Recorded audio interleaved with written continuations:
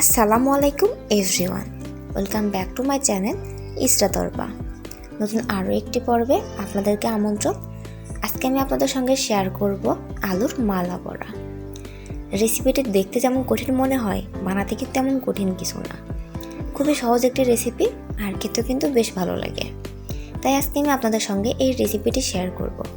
আশা করি রেসিপিটি আপনাদের ভালো লাগবে, আর ভালো লেগে থাকলে অবশ্যই আমাকে কমেন্টের মাধ্যমে জানাবেন।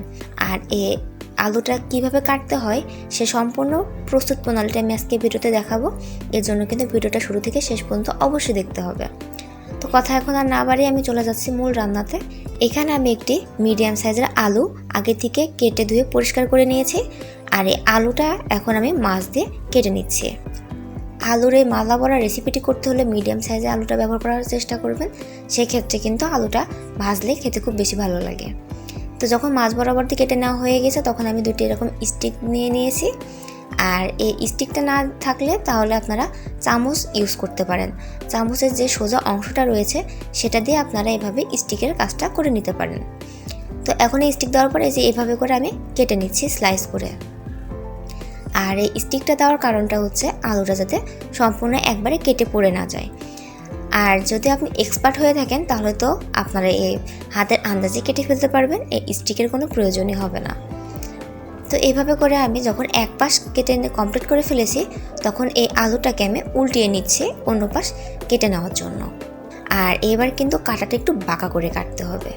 আর এইভাবে বাঁকা করে সম্পূর্ণটা আমি কেটে নিব। সেম একই প্রসেসে হাতের আন্দাজ মতে এভাবে করে কেটে নিতে হবে।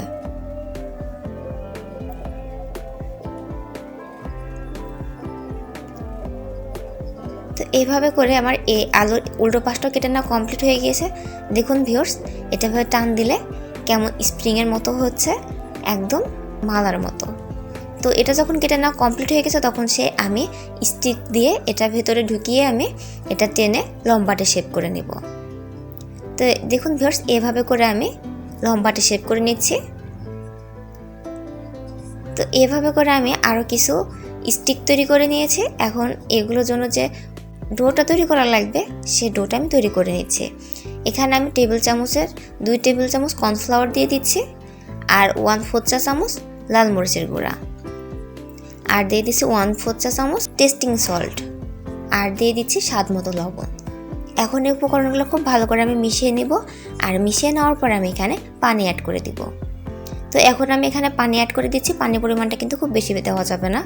আর আপনাদের হাতের কাছে যদি কর্নফ্লাওয়ার না থাকে সেক্ষেত্রে কিন্তু আপনি চাউলের গুঁড়া ইউজ করতে পারেন। তো এখন এটা গুলিয়ে নেওয়া কমপ্লিট হয়ে গিয়েছে। এখন যে আমি স্টিকগুলো তৈরি করে নিয়েছি সেই স্টিকগুলো এখন এখানে নিয়ে নিচ্ছি। তো এভাবে স্টিকগুলো আগে নিয়ে নিতে হবে, আর এই স্টিকগুলোতে এই ডোটা লাগিয়ে নিতে হবে। তো এভাবে করে আমি চামচ দিয়ে খুব সুন্দর করে স্টিকে ডোগুলো লাগিয়ে দিচ্ছি।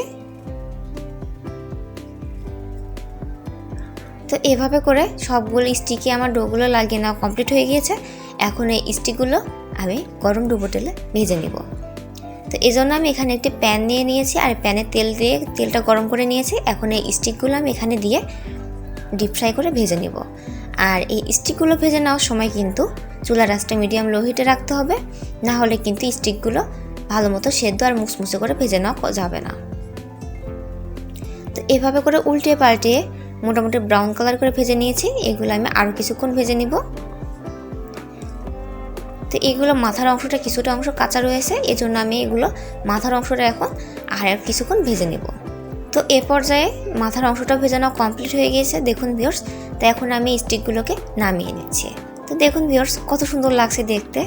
আর এটা কিন্তু খুবই সহজ একটি রেসিপি, সন্ধ্যা নাস্তার জন্য কিন্তু বেস্ট একটি রেসিপি। তো আশা করি আজকে ভিডিওটি আপনাদের কাছে ভালো লেগেছে, আর ভালো লেগে থাকলে অবশ্যই আমাকে কমেন্টের মাধ্যমে জানাবেন। তো আজকে এই পর্যন্তই। সবাই সুস্থ থাকবেন, সুন্দর থাকবেন। আল্লাহ হাফেজ।